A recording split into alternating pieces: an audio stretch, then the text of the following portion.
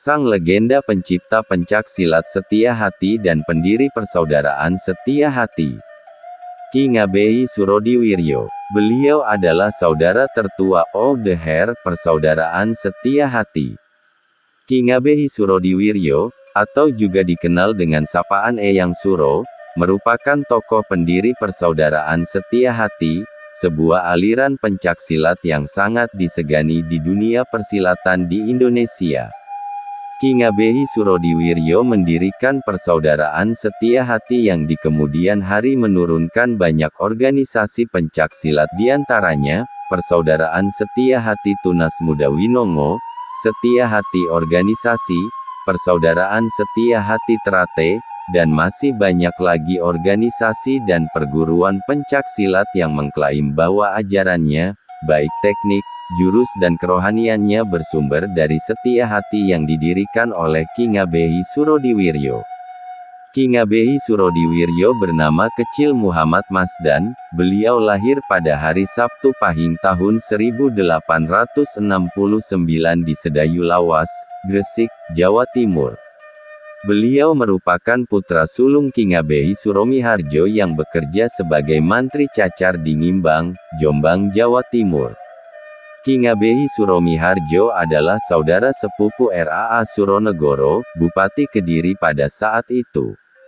Ki Ngabehi adalah putra sulung dan mempunyai 4 orang adik yaitu, Noto alias Gunari di Surabaya, Suradi di Aceh, Wongsoharjo di Madiun, dan Kartodwiryo di Jombang.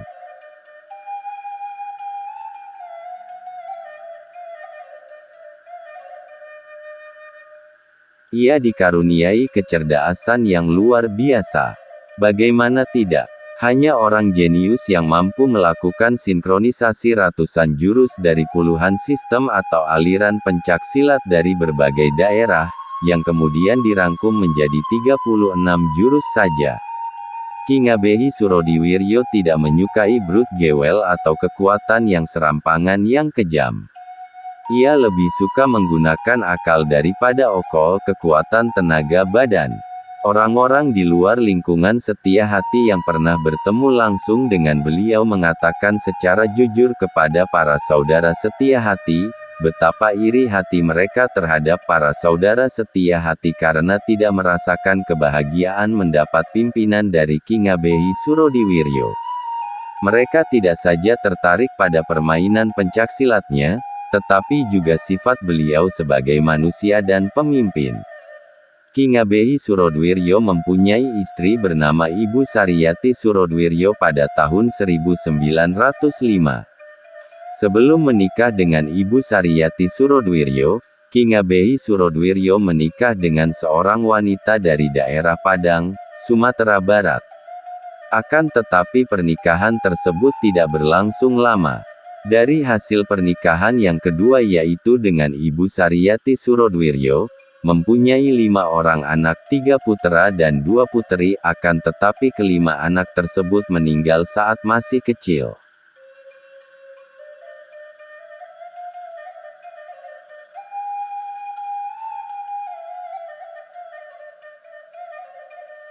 Ki Ngabehi Surodiwiryo tergolong orang yang sabar, bermoral tinggi, penuh kasih sayang, menghormati sesama, teliti, cermat, dan seksama. Bila diperlukan dapat juga bertindak tegas, terlebih jika menyangkut prinsip atau hal pokok, ia tidak dapat dibengkokkan. Dalam pergaulan di masyarakat, beliau sangat dihormati. Menurut norma-norma Jawa, ia sudah munggu atau pantas menjadi guru, walaupun ia sendiri tidak suka disebut guru. Di kalangan Setia Hati beliau lebih suka disebut saudara tua. Julukan yang terkenal adalah Out Here, yang artinya saudara tertua. Julukan ini muncul sebelum tahun 1920. Selain itu, beliau mempunyai watak kasih sayangnya terhadap sesamanya tinggi, sesuai dengan apa yang diajarkannya pada setiap siswa. Teliti dalam segala tindak, cermat, namun juga sangat tegas. Sebagai guru, beliau memang munggu atau pantas, tetapi beliau tidak mau disebut sebagai guru. fasih dalam bahasa Madura, Minang, dan Sunda. Selain mendalami agama Islam, pengetahuan agama lain pun dipelajarinya juga.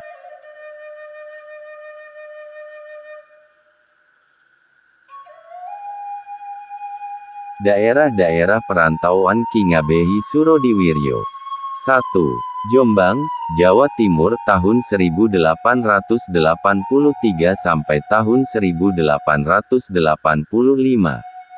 Ki Ngabehi Surodiwiryo berasal dari kalangan masyarakat feodal, ningrat yang dapat mengenyam pendidikan di masa penjajahan Belanda. Setelah 3 tahun mengenyam pendidikan di sekolah rakyat, beliau lulus pada tahun 1883 di usia 14 tahun.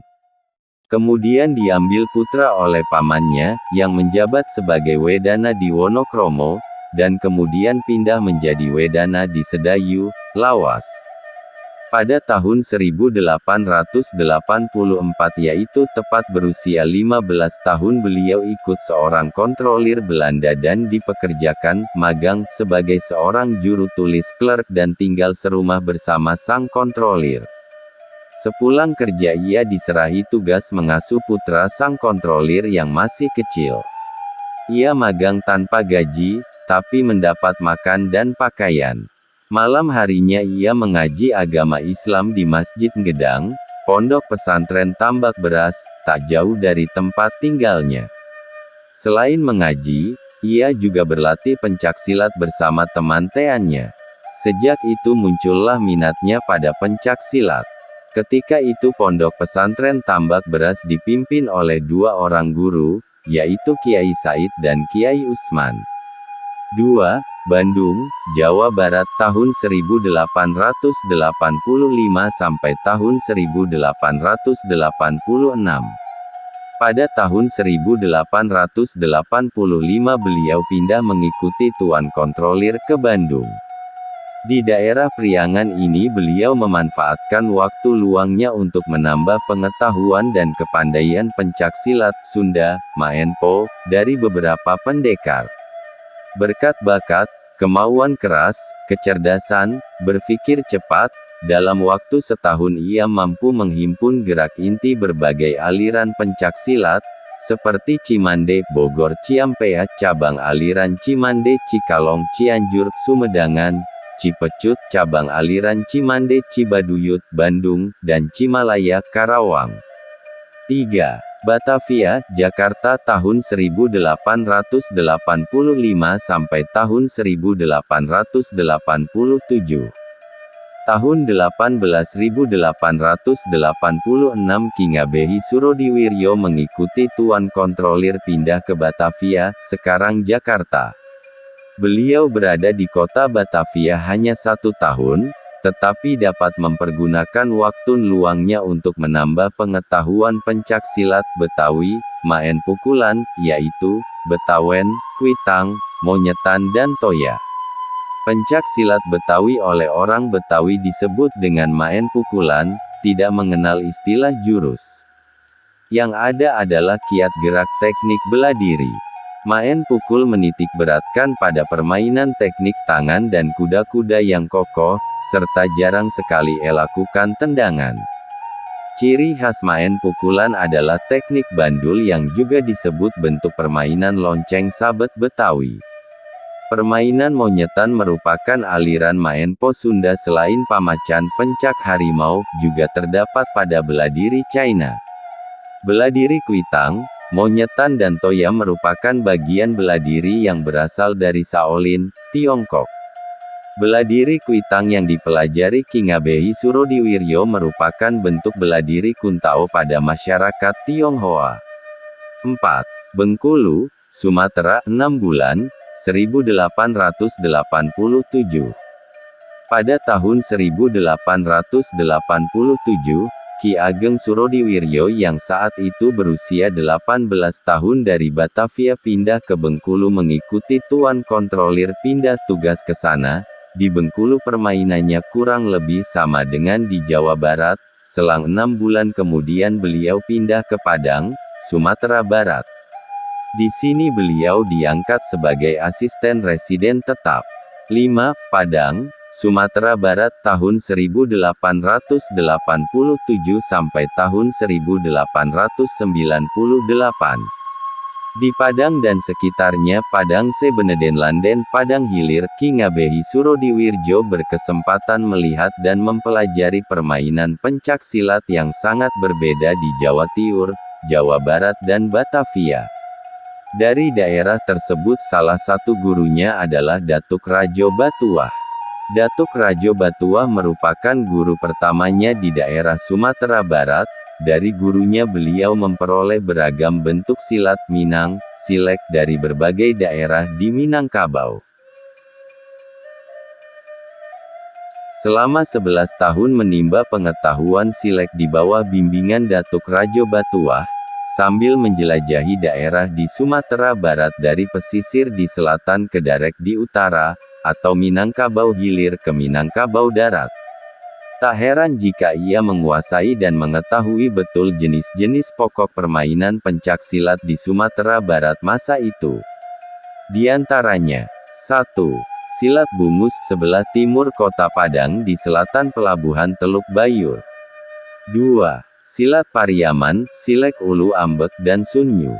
3. Silat Padang Panjang, Silek Tuo. 4. Silat Padang Sidempuan, Silek Kuda Batak. 5. Silat Padang Pesisir, Suranti, Silek Bayang.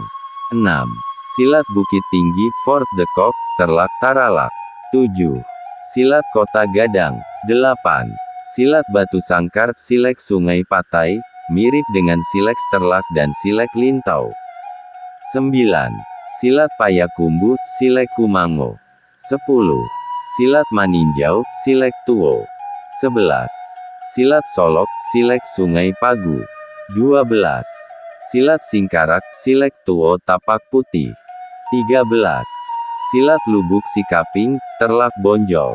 14. Silat Padang Pariaman, Silek Pau. 6. Lok Semawe, Aceh tahun 1898 sampai tahun 1900. Pada tahun 1898, beliau bersama istrinya pergi ke Aceh, dan bertemu adiknya Suradi, yang menjabat sebagai kontrolir DKA di Lo Semawe. Di tempat ini Ki Ageng Surodiwiryo berguru kepada Tengku Ahmad Mulia Ibrahim. Ia juga belajar memperdalam ajaran kebatinan kepada Tengku Cik Bedaya, tokoh ulama dari Bedaya, daerah Pidi Aceh. Dari daerah Aceh Utara ini Ki Ngabehi Surodiwiryo menghimpun dan menguasai permainan pencak silat Langsa, Simpangan, Kucingan, Binjai dan Tarutung. 7. Batavia dan Bandung tahun 1900 sampai tahun 1901. 1900 Ki Ngabehi Surodiwiryo kembali ke Betawi bersama istri, dan beliau bekerja sebagai masinis menjalankan Stum Wals. Di sini rumah tangga Ki Ngabehi Surodiwiryo mengalami ketegangan, hingga akhirnya memutuskan untuk bercerai, di mana mantan istri Ki Ngabehi Surodiwiryo kembali ke Padang, dan beliau sendiri kemudian pindah ke Bandung. Berdirinya Persaudaraan Setia Hati tahun 1903 sampai tahun 1944. Pada tahun 1902 Ki Ageng Surodiwiryo kembali ke Surabaya dan bekerja sebagai anggota polisi dengan pangkat mayor polisi. Di Surabaya beliau dikenal keberaniannya dalam memberantas kejahatan. Kemudian beliau pindah ke Ujung, di mana sering terjadi keributan antara beliau dengan pelaut-pelaut asing. Tahun 1903 di daerah Tambak Gringsing untuk pertama kali Ki Ageng Surodiwiryo mendirikan perkumpulan mula-mula diberi nama, Sedulur Tunggal Kecer dan permainan pencak silatnya bernama, Joyo Gendilo Cipto Mulyo, pada tanggal 10 April tahun 1903 Jumat Legi, 12 Suro 1323 H. Tahun 1905 untuk kedua kalinya beliau melangsungkan pernikahan dengan Ibu Sariyati yang saat itu berusia 17 tahun, dan diperoleh putra dari pernikahannya sebanyak 3 orang putra dan 2 orang puteri, di mana semuanya meninggal sewaktu masih kecil. Tahun 1912 beliau berhenti dari polisi dan beliau kemudian pergi ke Tegal dan ikut seorang pamannya dari almarhum saudara Apu Suryawinata, yang menjabat sebagai Opsiter Irigati. Tahun 1914 beliau kembali lagi ke Surabaya dan bekerja pada DKA Surabaya. Selanjutnya beliau pindah ke Madiun di magazin DKA dan menetap di Desa Winongo Madiun. Pada tahun 1917 nama tersebut berubah, dan berdirilah Pencak Silat Persaudaraan Setia Hati yang berpusat di Madiun. Tujuan perkumpulan tersebut diantaranya, agar para anggotanya mempunyai rasa persaudaraan dan kepribadian nasional yang kuat karena pada saat itu Indonesia sedang dijajah oleh bangsa Belanda. Tahun 1933 beliau pensiun dari jabatannya dan menetap di Desa Winongo Madiun. Wafatnya sang maestro. Tahun 1944 beliau memberikan pelajaran yang terakhir di Balong Ponorogo.